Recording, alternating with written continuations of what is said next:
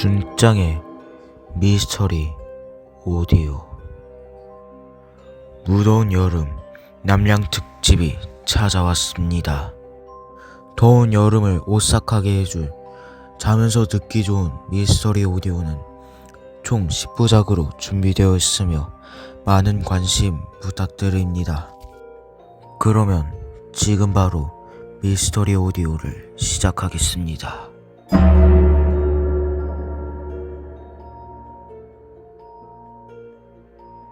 뉴욕을 떠나 지브롤터를 향해 항해 중이던 범선데이 그라치아호는 마스트를 2개 세운 이상한 가로 돛배를 만났다.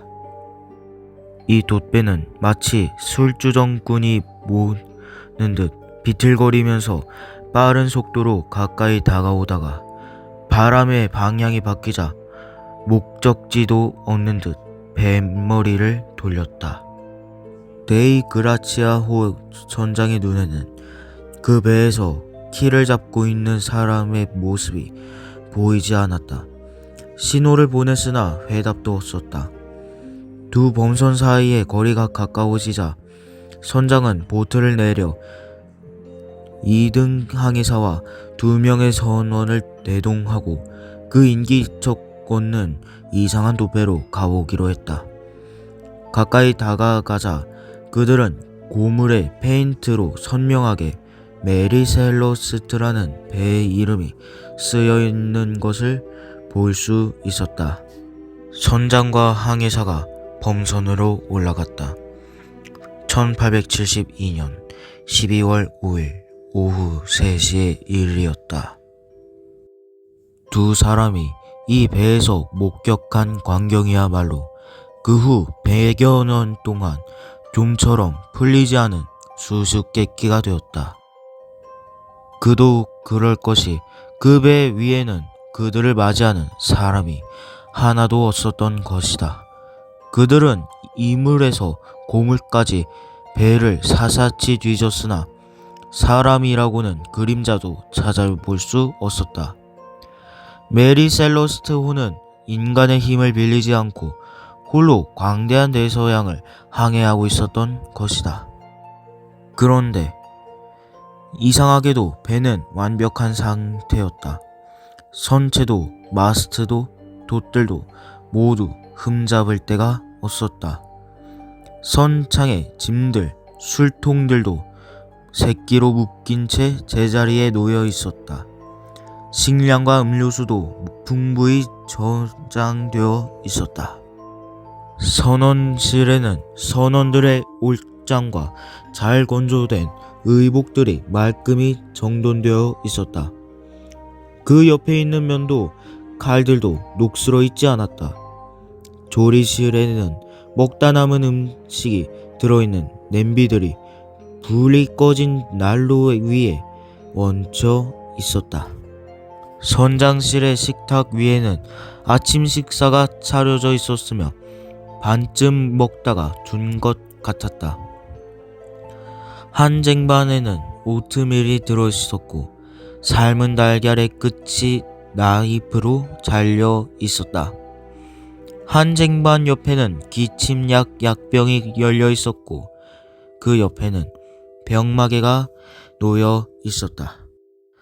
선실의 다른 쪽에는 조그만 탁자가 있었으며 그 위에 미싱이 놓여 있었고 미싱에는 어린이용 잠옷이 걸려 있었다. 그 옆에는 기름병과 솜과 골무가 있었고 벽면에는 책장과 로스우드 케이스에 담긴 소형 오르간이 놓여 있었다. 모든 것이 아무런 손상도 입지 않고 제자리에 있어 마치 전체 승무원이 갑자기 집단적으로 바다로 몸을 던지기로 한 것 같은 느낌이었다. 어떤 일이 있었건 그것이 그리 오래전의 일일 수는 없었다. 바다 공기에 방치되면 음식은 상하고 금속은 녹슬기 마련이다. 항해사의 선실도 마찬가지로 깨끗이 정돈되어 있었다. 책상 위에 계산을 하다 미처 끝내지 못한 종이 쪽지가 있었다. 그도 또한 일을 하다 방해를 받은 것 같았다. 배의 금고에는 금압, 보석, 돈뭉치들이 보관되어 있었다. 있어야 할 것이 없는 것은 이 배의 크로노미터 하뿐이었다. 데이그라치아호의 선장은 선상 반란이 일어나지 않았을까 의심했다. 그러나 반란이 있었다면 승무원들은 어떻게 도망쳤을까? 메리셀러스트호의 구명대들은 매달린 채 그대로 있었다. 그렇다면 그들은 지나가는 배에 옮겨 탔단 말인가? 아니면 바닷속으로 뛰어들었단 말인가? 데이그라치아호의 선장과 항해사는 실마리라면 실마리라 할 만한 것들을 찾았다. 한 손실에 핏자국 같은 것이 묻어있는 단검이 있었다. 그러나 이것은 후일 공식 조사에서 조소의 대상이 되었을 뿐이다. 그들은 우연 갑판 손잡이에서도 비슷한 얼룩을 보았고 도끼로 찍은 것 같은 자국도 발견했다. 그리고 뱃머리 양쪽에는 외판을 길이 1.8m, 폭 2.5cm의 크기로 도려낸 홈 같은 것이 있었다. 왜 이런 것을 만들어야 했는지 그 이유를 알 수 없었다. 데이그라치아호의 선장은 이 배의 항해 일지를 조사했다. 11월 24일까지 일지가 적혀 있었다. 10일 전이었다. 그 무렵 메리셀러스트호는 아조레스 군도의 산타 마리아 섬 북쪽을 항해하고 있었다. 산타 마리아 섬은 포르투갈령 아조레스 제도 동쪽 끝의 섬으로 그곳은 발견된 해역에서 서쪽으로 650km 이상 떨어져 있는 곳이었다. 만약 항해 일지를 마지막으로 기입한 직후에 승무원 전원이 없어졌다면 이 배는 일주일과 3일간을 무인 상태로 키를 잡은 사람도 없이漂流하고 있었던 것이 된다. 그러나 이것은 있을 수 없는 일이었다. 메리셀러스트호가 발견되었을 때 우연으로 불어오는 바람을 맞도록 돛을 펴고 있었다. 다시 말해 이 배는 우현 쪽으로 바람을 받으며 항해하고 있었다. 데이그라치아호도 비슷한 항로를 바로 뒤따라왔지만 아조레스 군도로부터 650km의 전 항로를 좌현 쪽으로 바람을 맞으며 항해하지 않으면 안 되었었다. 메리셀러스트호가 돛과 돛 가름대를 우현 쪽으로 펴고서 발견된 장소까지 올 수 있었다고는 도저히 생각할 수 없었다. 항해 일지를 최후로 기입한 날로부터 적어도 며칠 동안은 누군가가 배를 조종했음을 틀림없었다. 그것이 과연 누구였을까? 무엇이었을까? 영국 해군의 지브롤터 주둔 부대가 조사해보았지만 이런 문제들에 대한 해답은 찾아낼 수 없었다.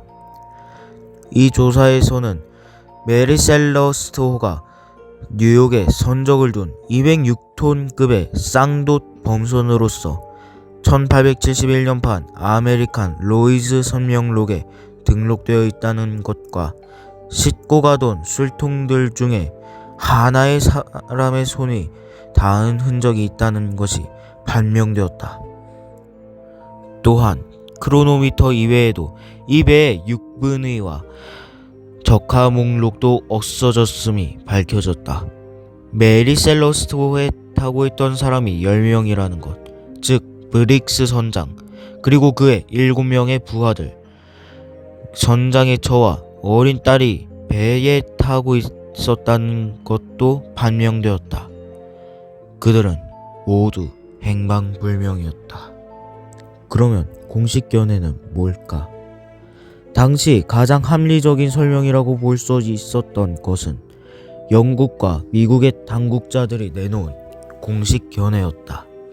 이 공식 견해에는 수료에 만취한 승무원들이 선장과 그의 가족을 죽이고 어떤 방법으로 다른 배로 옮겨 타고 도망갔다는 추리였다.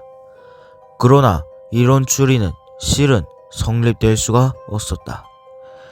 이 배에서 싸움을 한 흔적을 찾아볼 수 없었으며 만약에 승무원들이 도망을 갔다면 그 중에 누군가는 뒤에 나타났어야 했을 것이다.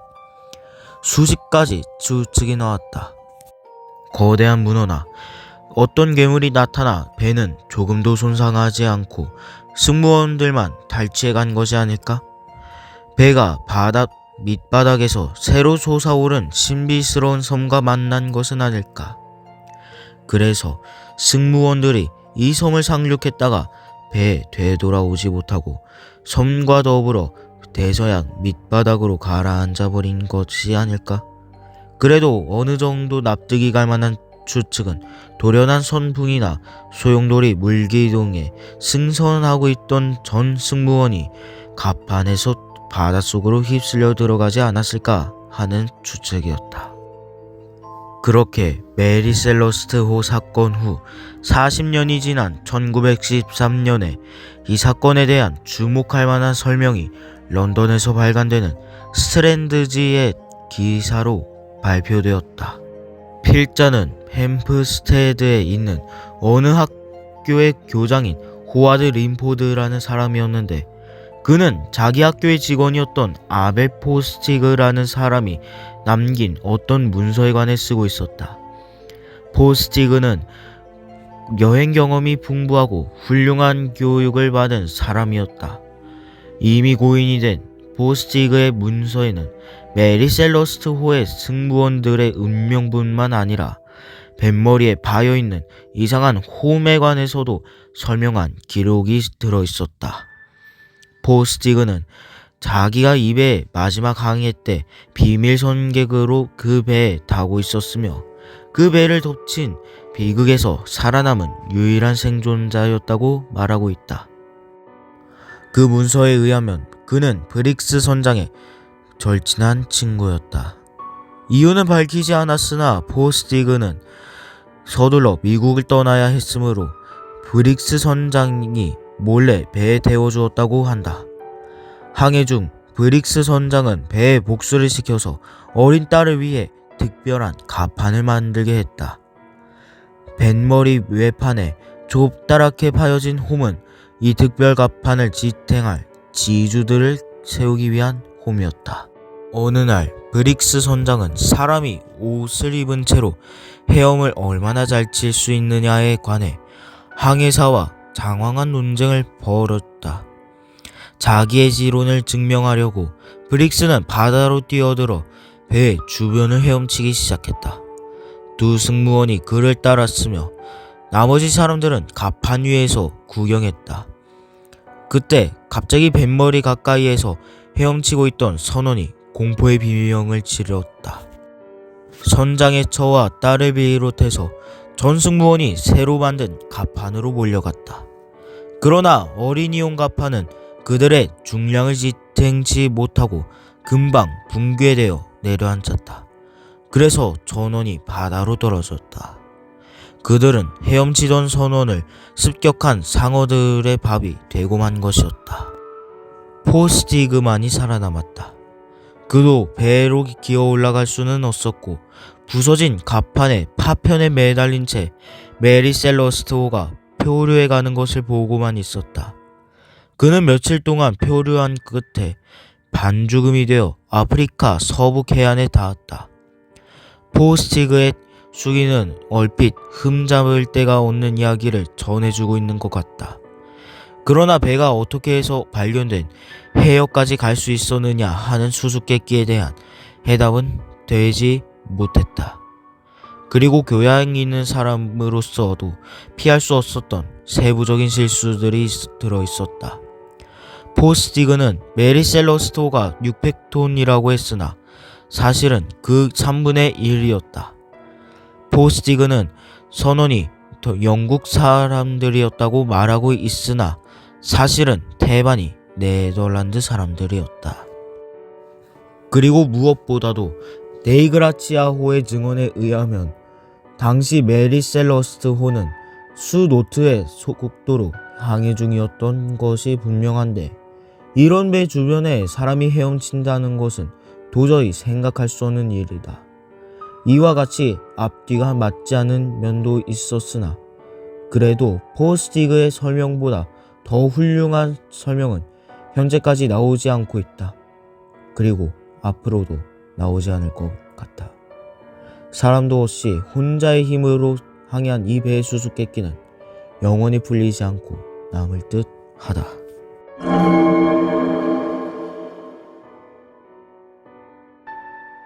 루이 14세가 왕위에 오른 지 60년째가 되는 해, 바스티유 감옥에서 수수께끼의 사나이가 옥사했다. 34년간 옥살이를 한 이 사나이는 벨벳 가면을 쓰고 얼굴을 가린 채 영원히 세상을 하직했다. 프랑스의 어느 공주는 영국 왕실의 친구에게 보낸 편지에서 이 옛 죄수에 관해 아래와 같이 쓰고 있다. 가면을 쓴 한 사나이가 여러 해 동안 바스티유 감옥에서 옥살이를 하다가 가면을 쓴 채 죽었어요. 2명의 근위병이 항상 그의 곁에 붙어서 그 사나이가 가면을 벗기만 하면 죽일 태세를 갖추고 있었답니다. 틀림없이 어떤 까닭이 있었겠죠. 이 사나이에게는 대접을 잘해주었고 편안하게 살아갈 수 있게 원하는 것은 무엇이든지 들어주었다고 합니다. 이 사나이가 누구였을까? 아무도 알아낼 수 없었답니다. 낭만주의 소설가 알렉산드르 듀마는 그의 소설 철가면에서 가면의 재료를 벨벳에서 철로 바꾸었다. 그리고 정체불명의 이 죄수가 루이 14세 자신이 아니면 쌍둥이인 그의 동생일 거라는 추측을 널리 퍼뜨렸다. 그러나 수수께끼의 사나이에 관해 지금까지 알려진 사실들보다도 더 기이한 추측이 나와 있다. 1669년 항구 도시 덩케르크에서 체포되는 그 순간부터 이 죄수에 대해서 철저한 보안 조치가 취해졌다. 당시는 프랑스 영토였던 토리노 근처의 삐네롤 감옥으로 소송되어 왔을 때 그곳의 지사 생 마르스에게 아래와 같은 지시가 하달되었다. 일상 필수품 이외에 문제관의 이 죄수가 기관에게 입을 열려고 하면 기관은 죽이겠다는 위협으로 그의 입을 봉할 것. 생마르스는 다른 감옥으로 전근될 때마다 이 죄수를 데리고 다녀야 했다. 죄수는 호기심에 가득 찬 외부인들의 눈을 피하기 위해 파라핀 종이로 봉한 가마에 태워서 호송되었다. 1698년 생마르스는 바스티유 감옥의 장이 되었으나 체포된 지 근 30년이 지난 그때까지도 그는 이 사나이의 정체가 드러나지 않게 가능한 모든 경계의 조치를 취하라는 지령을 받고 있었다. 가면은 경계의 수단이지 처벌의 수단은 아니었던 듯하다. 이 기나긴 세월 동안 일반의 눈에 띄지 않는데도 왜 이런 엄중한 보안 조치가 필요하단 말인가? 수수께끼를 푸는 열쇠는 이 죄수가 아주 중요한 어느 인물과 놀라울 정도로 닮아 있다는데 있는지도 모른다. 용모가 그와 같이 아주 닮았다는 것이 그 중요 인물의 입장을 아주 난처하게 했는지도 모른다. 학자이며 정치가인 퀵스 우드경이 내세운 추론은 이미 알려져 있는 모든 사실들과 부합되고 있는 것 같다. 죄수는 바로 루이 14세의 친아버지였다고 그는 추리했다. 결혼생활 22년 중 13년 동안 루이 13세와 오스트리아 출신의 안느 왕비의 사이에는 자식이 없었다.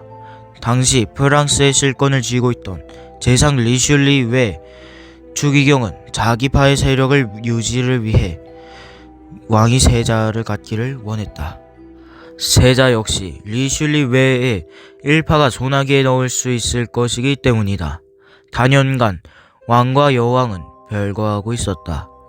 그러나 리슐리 외의 주선으로 두 사람은 겨우 정식으로 화해했다. 그리고 프랑스 전체가 깜짝 놀란 것은 1638년에 왕비가 옥동자를 출산한 것이었다. 그 이전에 국왕 부처 사이에는 자식을 낳은 적이 전혀 없었다. 그리고 두 사람은 서로 진심으로 미워하고 있었다. 그러므로 부군인 국왕 대신에 아버지가 될 귀족 출신의 젊은 미담을 받아들이도록 리슐리 외가 왕비를 설득했으리라는 것은 있을 법한 일이다. 사실 소년 시절에 루이 14세는 힘이 세고 활동적이며 부왕과는 조금도 닮은 데가 없다는 소문이 궁중에 퍼져 있었다. 이러한 추론이 사실이라면 친아버지는 해외로 아마 캐나다의 프랑스 식민지로 보내졌을지도 모른다. 그러다가 과거지사는 이제 잊어버렸을 것이라고 상상하면서 아니면 이제 전지전능한 태양왕이 된 자기 아들 루이스 14세로부터 연금이나 다른 혜택이 있을 거라고 상상하면서 프랑스로 되돌아왔을 것이다. 아버지는 아들인 왕과 너무나 닮았을 것이다. 그리고 아버지의 출현은 궁중의 입장을 난처하게 만들었을 것이며 왕관 자체를 위협했을지도 모른다. 손쉬운 해결책은 남몰래 그를 암살하는 것이겠지만 차마 그럴 수는 없었을 것이다. 루이 14세는 행동을 조심하는 인물이 아니었지만 그래도 자기 친아버지의 사례를 그냥 보고만 있을 수 없었을 것이다. 자선의 방법은 철저한 보안 조치였다. 안락하지만 믿을 수 있는 간수 이외의 모든 인간과 접촉을 차단하는 생활을 하도록 하는 수밖에 다른 도리가 없었을 것이다. 그의 정체는 무덤에 들어간 후에도 밝혀지지 않았다. 바스티유 감옥에서 생애를 마친 모든 죄수들과 마찬가지로 그도 가면으로 매장되었다. 대항왕의 친아버지였을지도 모르는 이 사나이는 웨스타슈 도제 하인이라고 기록되었던 것이다. 많은 아프리카 원주민들 사이에서는 오늘날도 아직 마법이니 주술이니 하는 것이 생활의 중요한 부분을 차지하고 있다. 도시 생활을 하게 된 부족의 경우도 사정은 크게 다를 것이었다. 저주, 특히 죽음의 저주를 푸는 길은 그보다 힘이 더 센 신령에게 빌고 또 보다 더 용한 마법사의 힘을 빌리는 길밖에 없다고 믿고 있다. 인류학자의 의견에 따르면 저주란 다만 희생자가 죽었으면 좋겠다는 소원을 나타내는데 지나지 않는다고 한다. 그런데 보통 마법인이 주술 따위의 심리적 영향을 받지 않은 백인들의 이런 저주의 희생이 된 몇몇 사례가 있다. 때는 1949년 솔즈베리 고등법원에 한 사람의 마법사가 소환되어 자기 제조를 불법적으로 행사했다는 혐의로 2년간의 금고형을 선고받았다.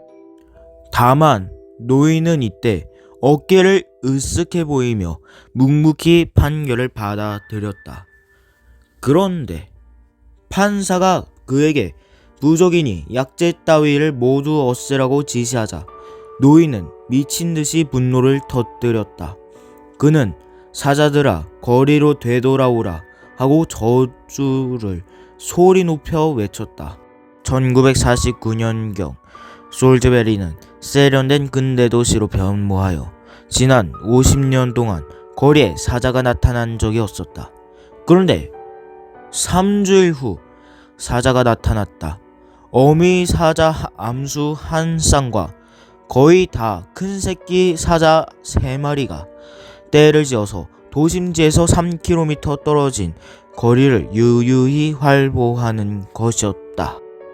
며칠 뒤 사람들은 처음 나타났던 곳에서 약 1.6km쯤 떨어진 어느 집 정원에 침입을 하였다.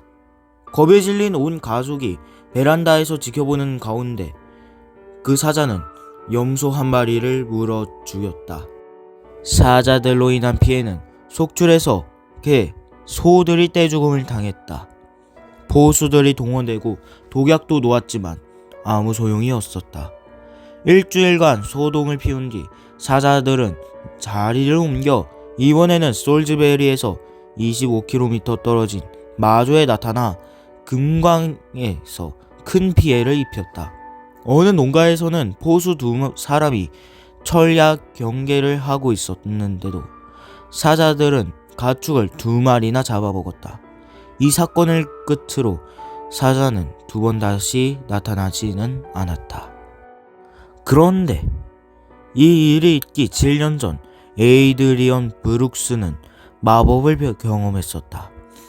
그는 당시 북로디지아 가사마에 있는 정부 행정사무소에 배속된 젊은이였다. 그의 사무소가 관찰하는 이 구역의 웬바족은 미신을 깊이 믿는 부족이었다. 그들은 나무 한 그루 한 그루에도 영혼이 깃들어 있고 아주 평범한 일상적인 사건에도 초자연적인 이유가 있다고 믿었다. 브룩스의 직책은 가사마 지구의 행정관이었는데 그는 곧 일에 익숙해졌다. 그는 또 열렬한 아마추어 사진가로서 자유시간에는 신문사, 잡지사에 팔 수 있는 신기한 사진거리를 찾아다니는 일에 열중했다. 그로부터 약 3개월이라는 시간이 흘렀다. 3개월 후 그는 웬바족의 한 사나이에게서 대추장들이 묻힌 신성한 묘지에 관한 이야기를 들었다. 그곳은 비밀 장소로서 여태까지 백인은 한 사람도 찾아가 본 적이 없는 곳이었다. 장례의식은 수세기 동안 전해 내려오는 전통의식이었다. 추장의 시체는 추장 전용의 움막 속에 안치되어 살이 썩어 떨어지고 뼈만 남을 때까지 감시인이 지키게 되어 있다. 이윽고 시체가 해골이 되면 등에 포크 모양의 나무를 대어 앉은 자세로 묻는데 손은 땅 밖으로 나와 있게 해놓는다. 지나가는 사람들이 죽은 추장과 악수를 할 수 있게 하려는 것이었다. 신성한 숲은 2 늙은 마법사가 지키고 있었다. 브룩스는 이들이 한사코 막는 것을 무시하고 그 안으로 들어가 마구 사진기에 셔터를 눌러댔다. 그것이 이 마법사들을 더 노하게 하였다. 브룩스가 그곳을 떠날 때 마법사들은 그에게 신령을 노하게 하기 때문에 멀지 않아 죽게 될 것이라고 경고했다. 브룩스는 조금 더 개의지 않았고 가사마에 돌아와서는 그 으스스한 저주에 대해 농담을 하곤 했다. 그로부터 사흘 뒤 사무소 건물 밖에 서 있던 그는 깃대가 넘어지는 바람에 그 밑에 깔려 죽고 말았다. 공식 보고는 흰개미가 깃대 밑부리를 잠식하여 마침 브룩스가 그 밑에 서 있을 때 깃대가 넘어졌다는 것이었다.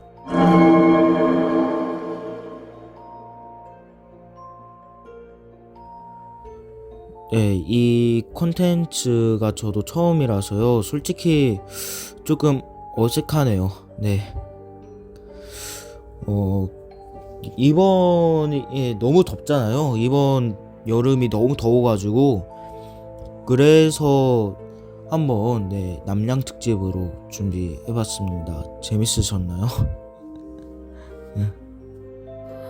반응이 좋으면은 기획되어 있었던 10부작이 이제 26부작이 될 수도 있습니다. 그래서 많은 관심 부탁드리고요. 그리고 이번 이야기가 재밌으셨다면 구독과 좋아요 부탁드립니다. 그러면 지금까지 자면서 듣기 좋은 미스터리 오디오의 준짱이었습니다. 감사합니다.